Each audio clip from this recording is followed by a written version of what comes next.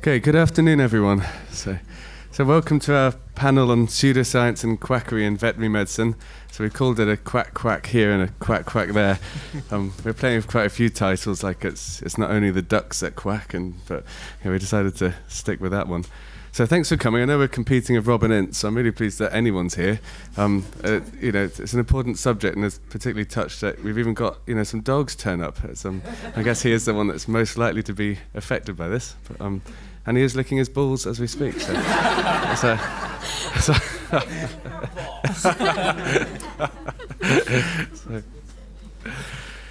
yes, I'll introduce the panel, and I'm Danny Chambers. I'm a vet. I work down at Bristol University at the moment. I do mainly horses, and I've always had a particular interest in the concept of One Health, and that is the part of medicine and veterinary medicine that sort of interlink, where human and animal health are very closely intertwined. And a very quick example of that is I do a lot of projects in India on rabies control, and it's actually cheaper and more effective to vaccinate dogs against rabies, which prevents it in humans, than it is to vaccinate people.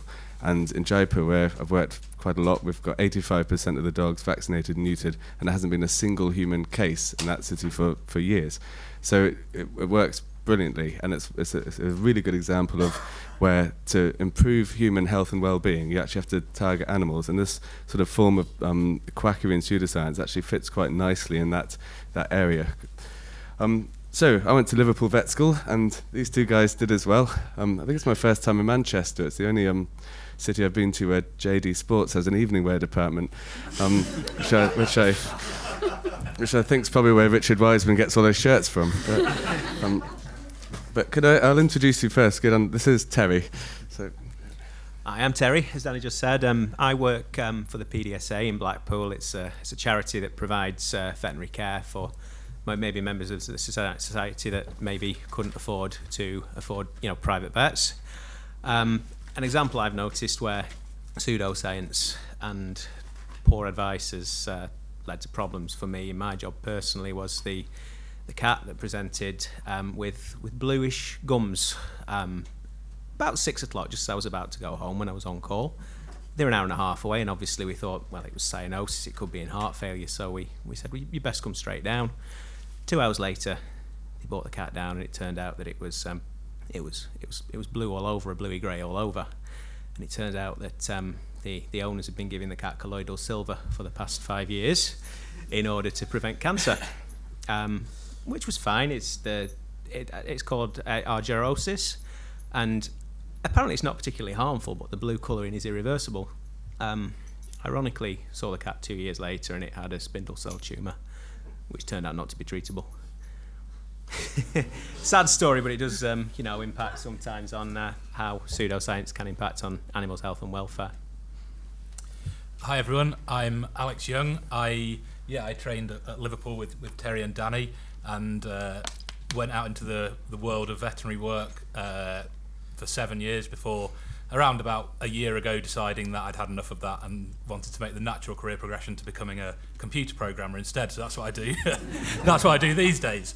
I've got a couple of stories that I sort of wanted to share with you about my experiences with pseudoscience. One, hopefully, which can bring us some hope about change, and one which shows that for some people there potentially is no hope. So we'll start with the less positive message. A lady, middle-aged lady, very intelligent, working in a high-powered job. I was dispatched to go and examine her horse. As I walked around the rear of this horse, it swished its tail and lifted its back leg at me as if it was going to splatter me against the stable wall. The owner saw this happen and apologised to me and took the time to explain why this horse behaved in this manner when someone walked behind it. As it turned out, the horse whisperer had come to see her and explained this to her. And what had been explained was that when the horse was younger, she'd been used for breeding as a broodmare. And a vet had stood behind her doing the pregnancy diagnosis, which, as you may or may not be aware, involves putting about half of yourself inside the horse. Anyway, she'd been found not to be pregnant, and the vet had apparently said, well, that's it. If she's not pregnant, we might as well shoot her. And this was discovered from the horse whisperer listening to the horse and communicating this to the owner. Now, to me, I think there are people out there who genuinely want to believe, in things which don't exist. And I think we have to accept with some people that there genuinely isn't any hope of changing their minds and just play along and do the best that we can. Contrasting that, I've got a story of hope, hopefully. A lady who came to see me evangelizing, is that a word, about the benefits of treating wounds with aloe vera gel. To try and convince me, she brought me a lovely big picture book full of before and after photos of wounds that had been treated. After some discussion of what constituted evidence and why just showing me a picture of a healed wound wasn't going to convince me of the benefits of this treatment, she asked me the question, which I think was a great question, was, well, if you don't believe that this works, how do you know that anything works? And I think when someone can, when you can have a chat with someone and discuss something, they can ask such a fundamental question to you, then it shows to me that there really is, an opportunity to change people's minds and get them to ask the right questions, really. And I think that's hopefully something we can aim to achieve. Very good. I'm Alison. I didn't train at Liverpool University. I trained at the Royal Veterinary College in London. I qualified in 2014. I'm currently a locum veterinary surgeon across the North East and Yorkshire, which gives me a unique insight in working in many, many different practices. I come across alternative and complementary medicine a lot. It's a very common thing nowadays, especially in small animal practice.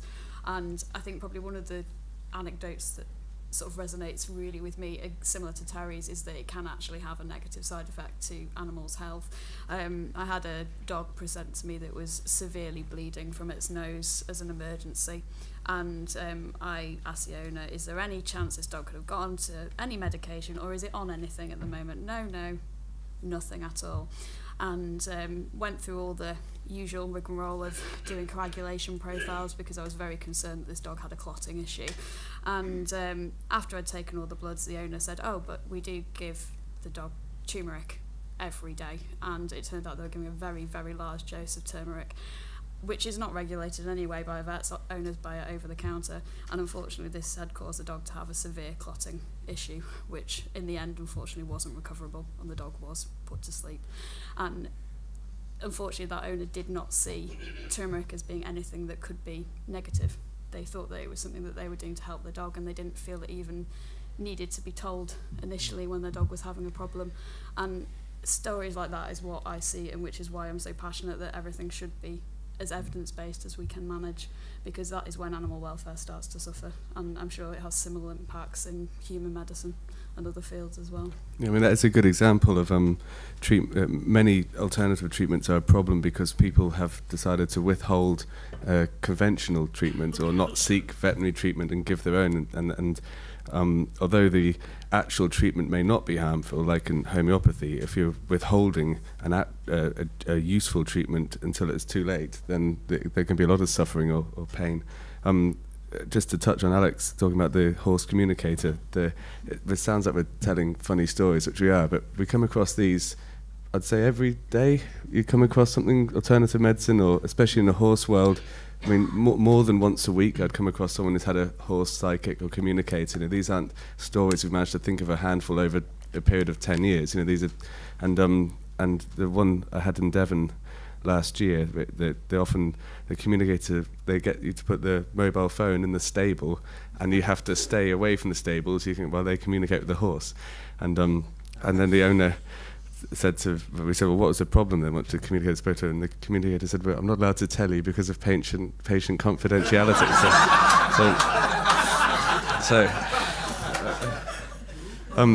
And on a slightly more serious note, a few months ago, I was locuming up an equine practice in Aberdeen where I've been regularly, and I went to do straightforward vaccine, and as I was checking the horse over, I've known the people for years actually, and she had a very nice horse. She used to compete at quite a high level, show jumping, and she started sort of crying, and she just said, actually, I think we're going to have to sell him. We might even have to put him down. He's unrideable now, and we've done everything we can. And I said, what do you mean? And they said, well, he's turned nasty, he bites, he's bucking, we can't control him. And as I went to listen to his heart as he doing a vaccine, he started trying to bite me.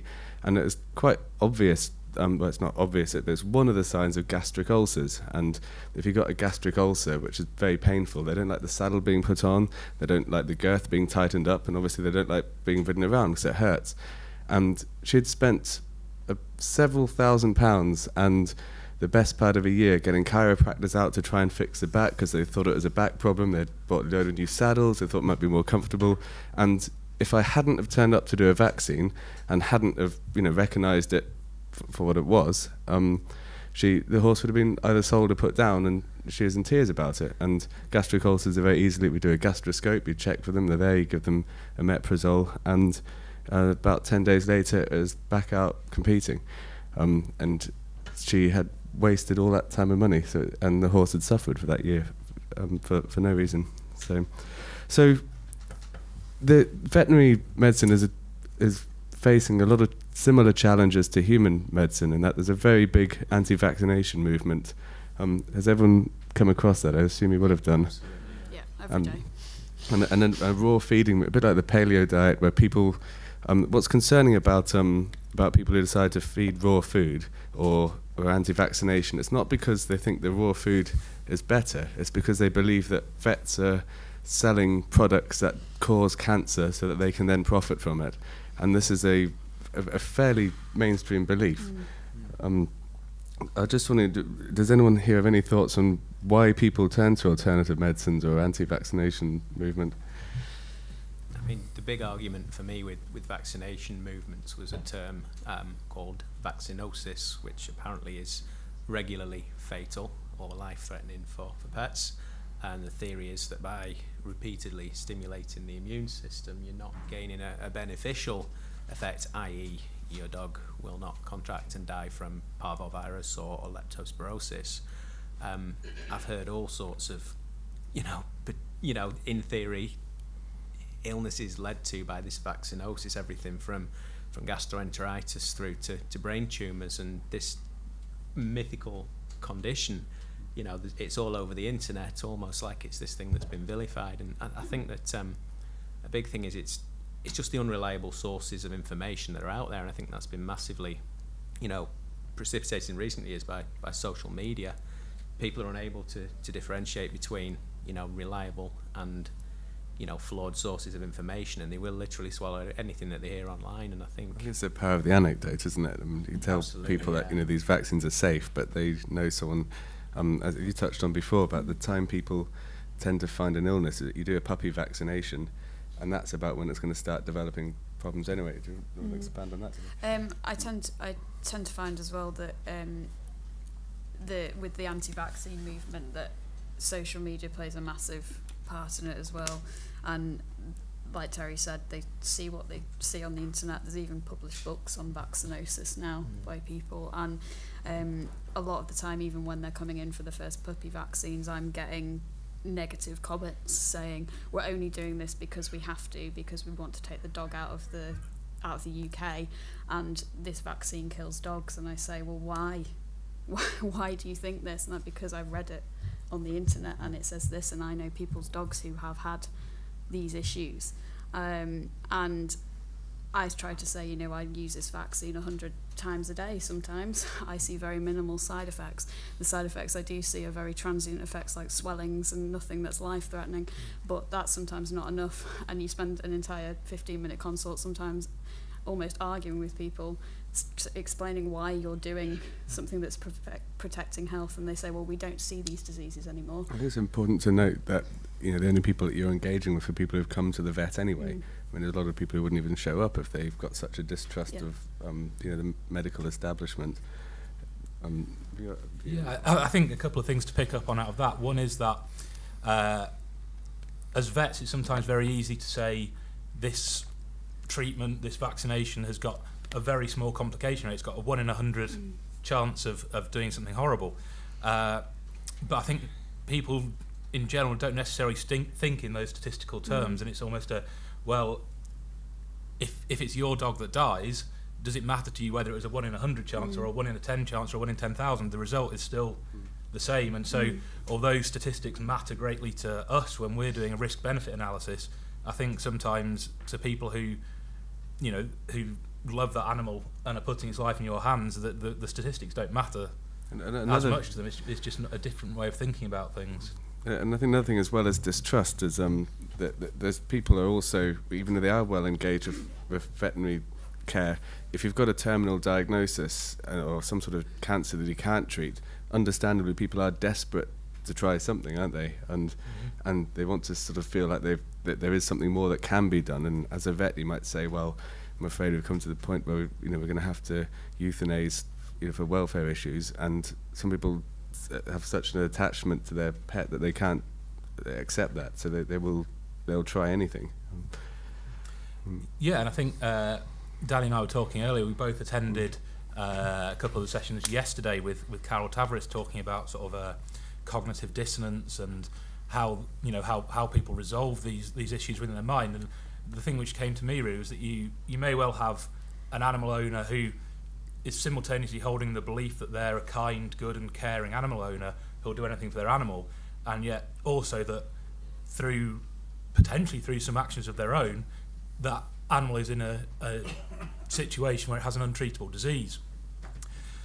and that's a really difficult thing to hold in your mind, isn't it? That you're both a good animal owner and you've caused its injury or illness, and in terms of how you can resolve that dissonance, then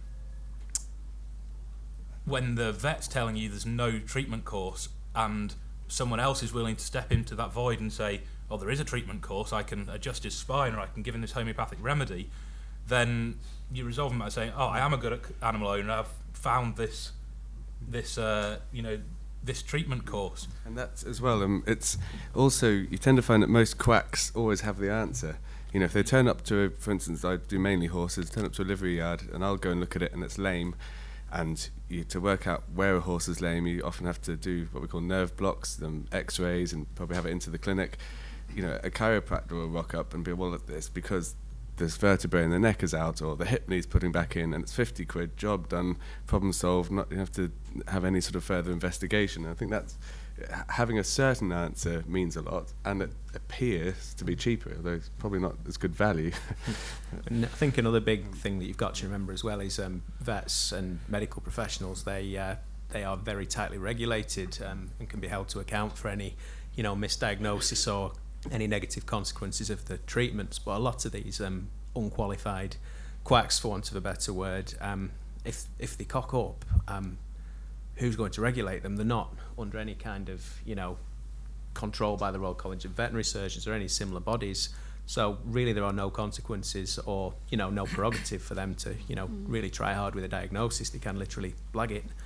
And if it doesn't work, it doesn't work. The vet will, clear up the mess afterwards. Yeah. So a big thing we get asked, it's a really good point of discussion, is if in humans there is obviously a very noticeable placebo effect. So even if your drugs do nothing, the fact that you're being treated in the anticipation of treatment and all your sort of social expectations as well lead to sometimes an actual physiological positive response. I mean, with animals, they have no idea that they're being treated in the first place.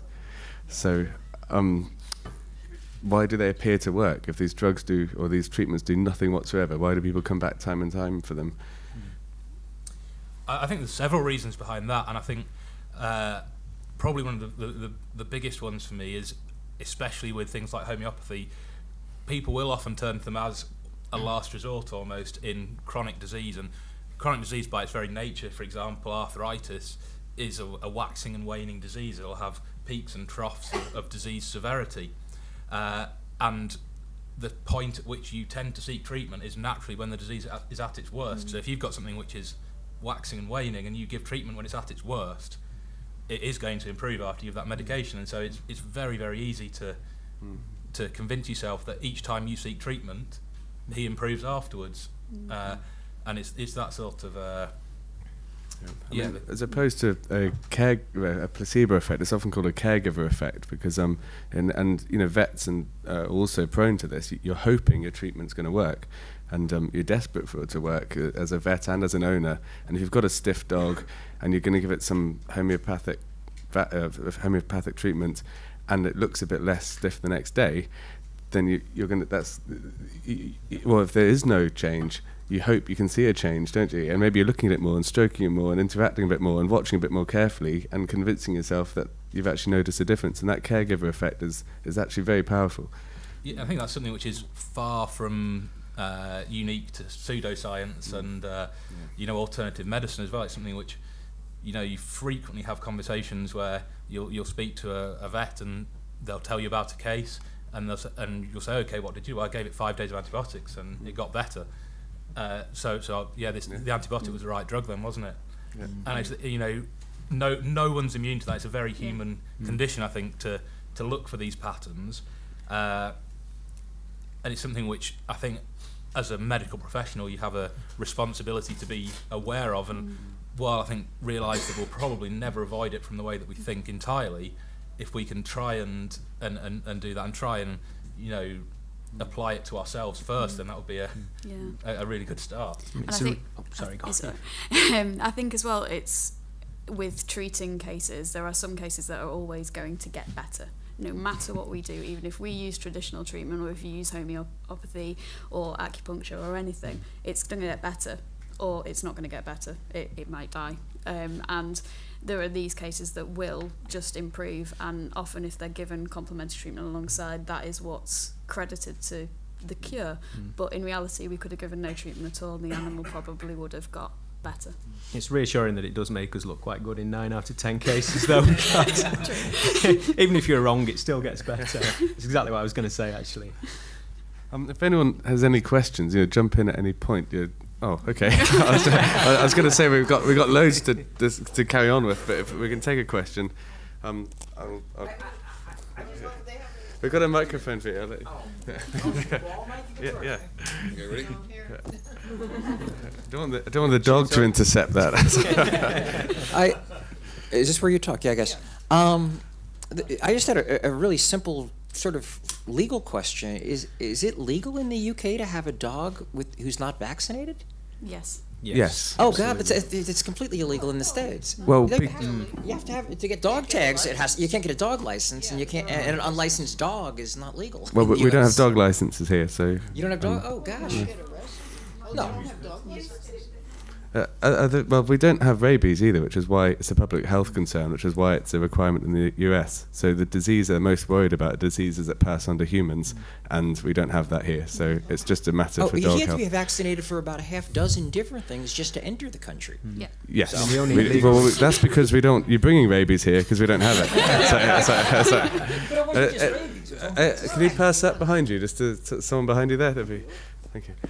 Sorry to be that person, and I know if you're listening to skeptics with they won't shut up about it, but the placebo effect, there is no real magical physiological thing that happens. What it is a descriptor for the suite of statistical errors in reporting of outcomes. The most obvious one is obviously patient report of how they're feeling. You've got no physiological measure of how they're feeling, it's just how they feel. So there's an error in that reporting. But I was wondering, in animals, obviously there's an extra layer of misreporting because you're not even asking the animal, you're asking the owner, or you're, as the vet, trying to figure out how you think the animal feels. So do you think that aspect of the placebo effect or just misreporting is worse in vets, or do you think you're more objective as vets and so it's probably actually better? That's a really good question. You go first and I'll... Personally, I always try to take that into account and make a mental note of how I believe the dog looked initially, or the cat or whatever else, and then when it comes back I try to, as objectively as I can, assess based on what I can see that day. But yeah, I mean, often we will give owners medications and the animal will come back worse, and the owner, because you've given them some medications, will perceive the dog to be better. And I think that is a very real problem that you need to be very careful about. And from a, I don't mean in a cynical way, but from a sort of business point of view and a professional relationship point of view, if you've given someone a drug for their dog's arthritis, and they come in the next week and we're so happy, this is brilliant, and they're very happy, you charge them 20 quid for it, and then you go and say, well, to be honest, I really don't think it's worked. at all. But give me a 20 quid though, and they were happy, you know. So it is a human sort of problem that. I mean, one thing just to sort of move on to, we'll have some more questions shortly. But this kind of raw feeding and for horses, barefoot trimming. It's this all this movement that people feel very passionate about, and because they feel it's more natural. And there's quite a few Facebook groups that I'm members of, which I never comment because they say on the thing, if you disagree with me, we will throw you out, you know, and they do. You get thrown out if you say anything. And so I just sit there sort of silently monitoring the chat. And what is fascinating is that firstly, you know, over 22,000 people in Raw Feeders UK group care so much about what you feed your dog to the point where they will they have huge arguments, or they care so much about whether you put horseshoes on your horse's feet or whether you have it barefoot. How does people feel about that? Like, it's almost like it's part of their personal identity and worldview. I think there's something relatively strange going on when there's people who can be massively passionate about what you're feeding, what your husbandry is, and massively passionate about doing what they think is the best thing for their animal, and yet be so resistant to other opinions. And I think it's, you know, generally the very best outcome is going to come when you take in every opinion and all the evidence and make a judgment based on that. But I think I think it's a bit of a, because there's that kind of feeling that it's more natural, but people are forgetting that, you know, their pug is not a natural animal, and if you want to turn tuberculosis is natural. Well, yeah, exactly. Well, yeah, you turn your pug out into Yellowstone National Park to run with the wolves and see, you know, how many bison it can bring down to survive. It's the same with, you know, putting shoes on your horse. I mean, naturally horses, you know, the wild type horses, they're little like Dartmoor ponies. They're small little things, and we've bred these great big, you know, thoroughbreds that can race, and we expect them to race with a man on the back and saddle them up and then say, well, we want you to be natural. So, I mean, I couldn't run a marathon with, well, I can't run one anyway, but I couldn't run one barefoot. So the big thing is to just ask them, why is natural better? And they can invariably never answer that question. Another thing is, wolves in the wild, I believe, live for between 7 and 9 years, and the average life expectancy of a domestic dog is touching 15 years for most breeds now. So when you point out facts like that, people actually start to question the viewpoints. Yeah, I put down horses older than me, you know, quite regularly, and I don't think increasingly less regularly.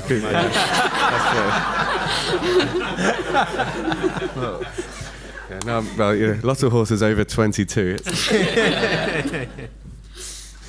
But yeah, one of the things I also think that you see with these Facebook groups and other things like that is that it becomes more than being just about the cause that they're talking about. You know, it's almost a tribal thing. The people in this group become their friends, become a community, and to change your opinion about raw dog feeding or to change your opinion about shoeing horses is not just to change your opinion about how you deal with your own animal. It's also to shun your friends, to remove yourself from this community. So I think that's probably where some of the resistance to change comes from, is that it's more than just you know, a method of husbandry to people. And I think just to touch on it, it might sound a bit academic, like, I mean, so what, if someone wants to feed their dog raw food, that's fine, but it's actually a zoonotic risk. I mean, dogs can suffer from salmonella and E. coli from processed meat the same way we can, and then they shed those bacteria all around the house. It can be quite a serious problem. But also, well, what are the most common foreign bodies when you remove from dogs needing surgery? Bones. Bones, yeah. Invariably bones. Yeah. So, I mean, it's natural, but if a wolf eats a bone that gets lodged, it's a goner, isn't it? I mean, I frequently say to people the most common thing they get is that, oh, but they're carnivores and they should have a carnivorous diet like a wolf. And I say, well, they're not. They're domesticated animals and they're actually omnivores. And there's a lot of data and evidence to support this. And a lot of people don't believe dogs can digest carbohydrates, but they can. And over the years, that is why they have evolved into a domestic dog, because we feed them carbohydrates, so they have changed. I see some dogs that seem to do very well on raw, and then I see some that do very bad, and then I see the negative side effects, like having to remove a very large raw fed bone from a dog at 6 o'clock on a Friday night, which then got peritonitis and unfortunately died. And the owners were very upset about that because they didn't realise they were putting their animal at risk. And like Alex was saying, it's a community for them. And it was a large, I think it was like a femur, like from a butcher, a beef bone. Yeah, it was fairly large, and it was just a very big chunk a small dog had swallowed, and it had passed through. A more common thing is chicken bones fragmenting as they chew, and they're like little sharp things. Yeah. Another thing is, though, there's no people say that the big bones are safe because they're big and they can't swallow them. It's completely untrue. Dogs have very, very strong jaws, and they will succeed in biting off splinters and fragments, which are always very, very sharp, and even if they don't get stuck as such, they can cause severe damage and trauma to the gut as they pass through. Again, coming back to peritonitis, I've seen bones, I've retrieved bones from abdomens that have actually migrated out of the intestines, and said dog didn't do well. So the second most thing that we remove from dogs' guts tends to be underwear, doesn't it? Sometimes it doesn't belong to the owner. Yeah. There's a lot of stories about people, the dog's sick, the vet removes a foreign body, and you normally show them what you've removed, and the husband and wife come in to pick up the dog, and well, here it is, we removed its underwear, and the wife's like, and who does that belong to? It's like we had a dog as well that it had gone through its owner's wallet and eaten a load of coins. We asked the owner if it's in any change. That genuinely happened. So, does anyone have any more questions before? Yep. Yeah, two things. I think the strange things I've heard of being removed from insides of a dog is shotgun cartridges, which I understand the vet was a bit nervous about. But my question was, are there like the kind of Gwyneth Paltrow type fads and whatever in the veterinary world, and do these sort of parallel the fads among human woo? There are too many to go into all of them. The best one I've seen was yoga with dogs. I don't know if any of you guys have seen it on Facebook. You stretch around and carry your dog around with it, and all the videos I've seen of it, the dogs look extremely stressed. Yeah, I think in general, veterinary medicine seems to lag behind human medicine in terms of the technology and the techniques by about 10 years, and it seems we also, to some degree, lag behind the human pseudoscience by that same factor, I think. And so, yeah, well, we don't seem to have the high-profile evangelical figures like Gwyneth at the moment, but I'm sure it'll only take one budding entrepreneur, and there'll be a whole rash of them. So one problem we do have is some fairly high profile within those circles vets who support that kind of thing. Homeopathic vets giving, and many doing selling many different types of supplements, or there's naturalhealingsolutions.com where they sell Russian healing blankets and that kind of thing to cure everything, including cancer. And those people have a very dedicated following. And the problem we have with that is that you're using your position as a vet to give legitimacy to these therapies, and it's not just the animals that can suffer, but it sends a message to society that if vets use this, same as doctors, it must be a real treatment, so I might use it on my kids then, that kind of thing. I suppose the thing is to say recommended or endorsed by vets, you only need to pay off 1 or 2 vets in order to make that statement as well, and the majority of us wouldn't stoop that low, really, would we? No. More questions? This is somewhat related to the last question about fads. I've got a couple of horses, so I'm on a lot of the Facebook pages. And loads of people recently have been talking about turmeric for pretty much everything. There's people using it to treat a hock arthritis, and the latest thing is putting it in pseudocreme to treat sarcoids as well. Now, obviously, because turmeric itself is not a new thing, how does something like that suddenly come into fashion? I think social media, again, has a massive impact on this.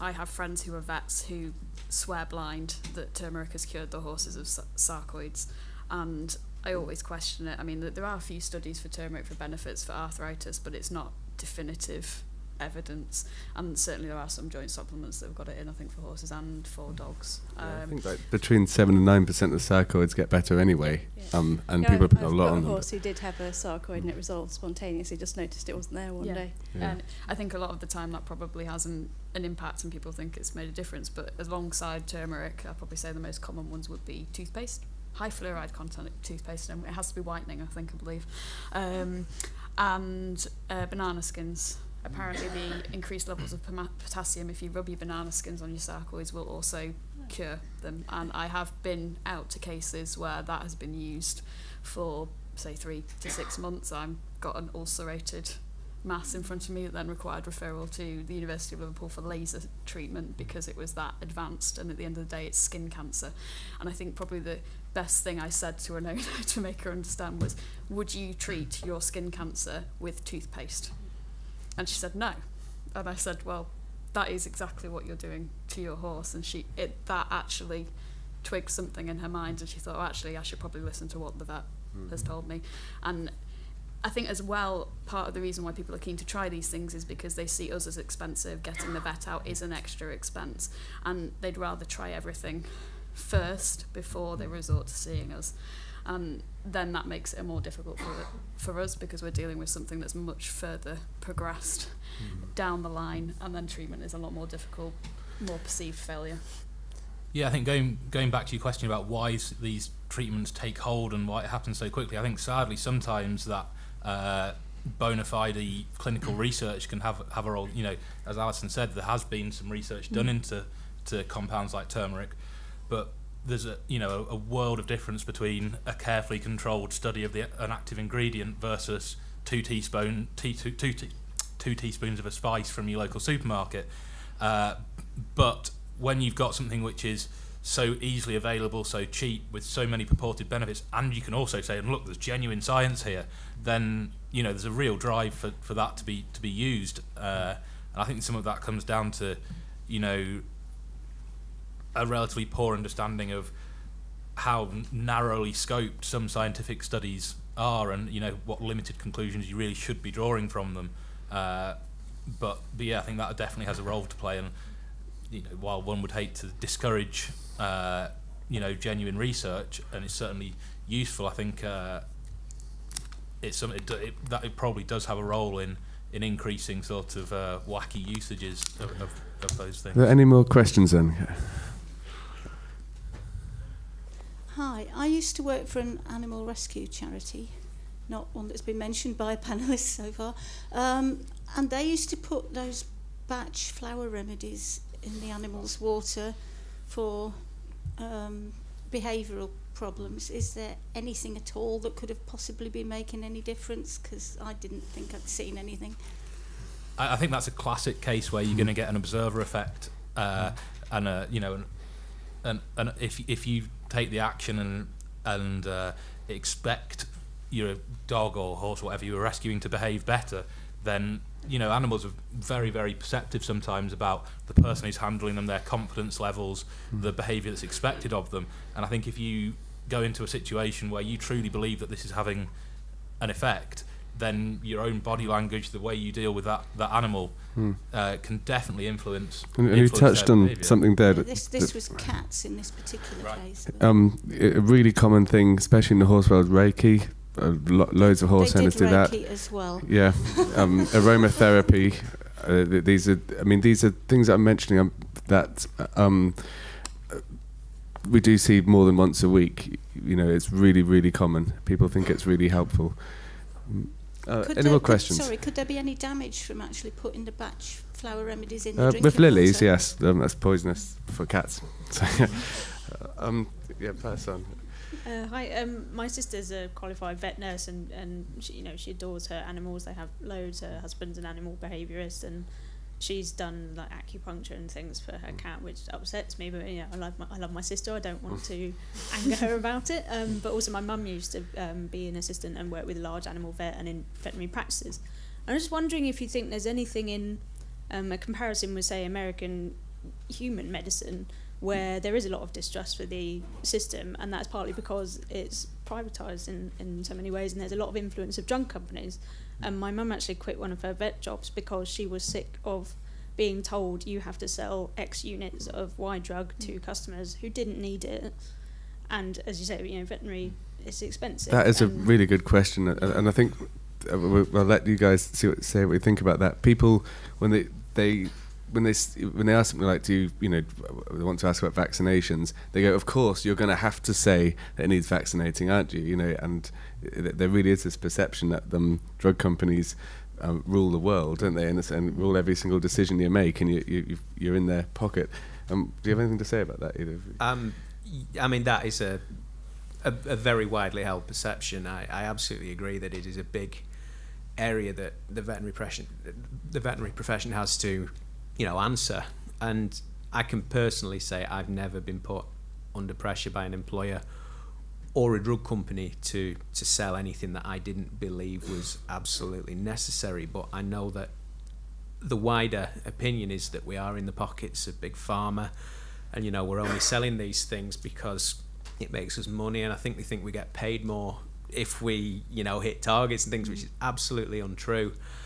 I've heard that frankly ludicrous claims as well, that, you know, dog foods and certain drugs are intended to make pets more poorly, so that we can then sell them more things, and it's just ridiculous what, you know, suggestions there are out there. But I'm pretty sure you guys all agree as well, it is frankly ludicrous that any company I've ever approached hasn't said, if you sell this, we'll give you this, or we'll make your life easier in any way whatsoever. So yeah, I tend to agree with you entirely that I think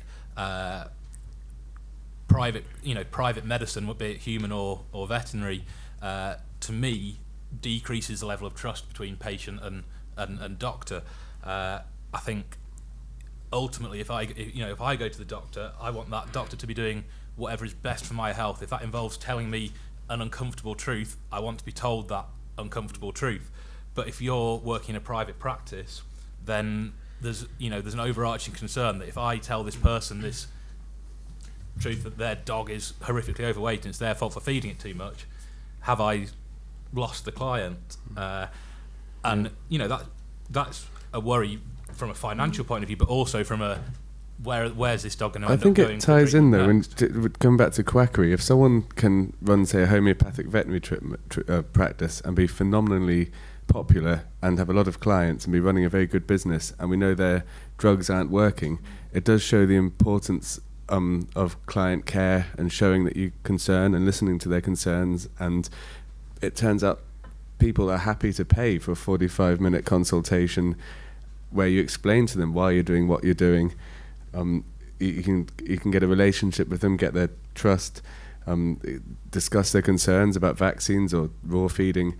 And the problem we have is that often you've got 10-minute consultations, a queue of people outside, you know it needs the vaccine, we haven't got time to discuss it, and they go along to someone like a homeopath or a chiropractor who will give them an hour of their time. And I think veterinary in some ways does need to change its business model, where people pay more but get more time for it. Sorry, Danny, go.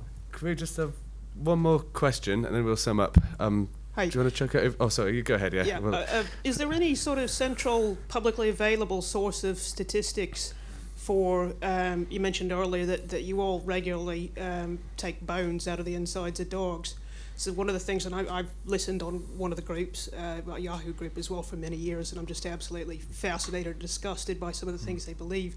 But one of the things they seem to cite over and over again, it's very rare, it's incredibly rare that, you know, a bone would get stuck inside of a dog, and the same thing you said about, it's not a problem if it's a weight-bearing bone or a femur or something like that. Yeah, that's there's no place you can point them to say, look, you know, here's the stats. Well, one problem we've got is that we're all private businesses, and there's no requirement for us to report everything we do every day to anyone.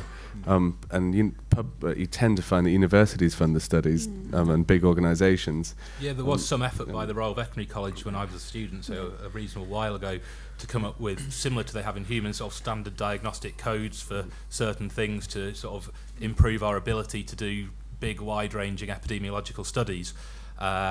But I think, yeah, as Danny says, we're somewhat limited by the fact that the average size of a veterinary business is probably 4 to 5 vets. So there's, you know, in terms of statistical validity of what you find in that size of practice, you struggle to draw large conclusions from it. And the methods of operating often vary from practice to practice, so the direct comparability of that data is sometimes questionable as well. But I think it's something which probably needs to come from a university level, and with probably a quite serious amount of funding to actually be able to do something effective. So just to sum up, why does this matter? Why does quackery? What are the impacts of having a lot of these pseudoscience given by vets and by owners? I think for me, the biggest thing and the most concerning thing I see on a day-to-day basis is the fact that the pseudoscience, the ineffective treatments, although most of them in themselves don't pose any direct risk to the animals, the biggest thing it does do is delay the owner seeking appropriate and effective treatment, which means, as we've alluded to already, we see diseases at a much more advanced stage, and possibly at that point less treatable, and that's my main worry, that somebody's been trying for 6 months with, for example, colloidal silver or turmeric to treat the tumour. Yeah, I mean, I think one of the impacts of it, and one of the things which I think is a really good reason to fight pseudoscience wherever we see it, is the sort of greater societal impact that it has on what people see as rational thought, what people accept. And I think I personally want to live in a world where questioning beliefs is a sensible and normal and everyday thing to do, not a world where we're sensitive about respecting someone's beliefs. And I think that by,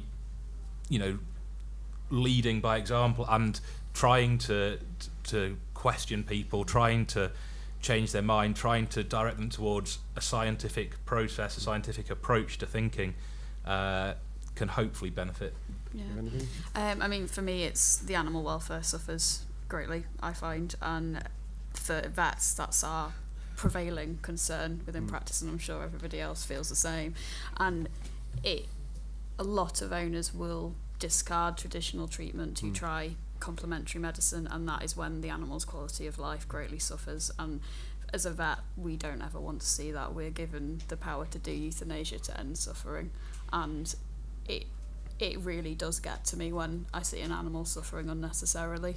And when there's a complementary medicine involved and somebody else has said this will really work, it's heartbreaking for the owner, and it's heartbreaking for us as professionals to have to watch an animal go through that when you know that you could probably make a difference with traditional medicine, but they're not open to using it.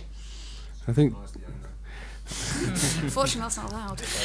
I think just to finish up here, one more thing we haven't touched on is the impact on human health and well-being as well. I mean, if you're a farmer who's been told that homeopathic remedies are very useful, family dairy farms are really struggling at the moment, and if you decide to give a load of homeopathic remedies instead of real treatments, you could go broke.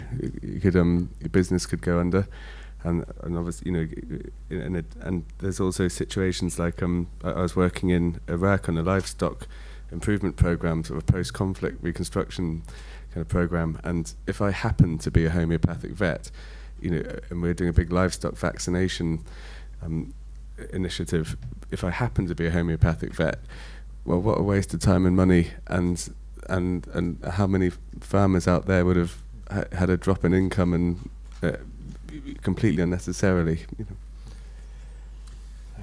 Yeah, I think I agree. I think there's a lot of people in this world who rely entirely upon animals as a source of income, but a source of transport, a source of mechanisation of their farm equipment, their everything. And I think 86% of horses worldwide are used primarily as beasts of burden, and 200 million people rely on a horse as their main source of income. And if the horse dies, and they have to take the children out of school, they can't that type of thing.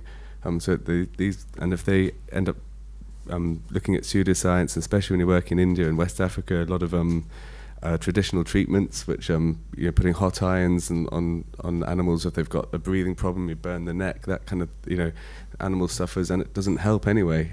So they really do need to better communicate with people the advances of the benefits of real medicine. So thank you, everyone. We'll be here for the rest of today. I know there's loads of questions, and we've just run out of time, and I've been told that I'm going to be neutered if we run over time. So.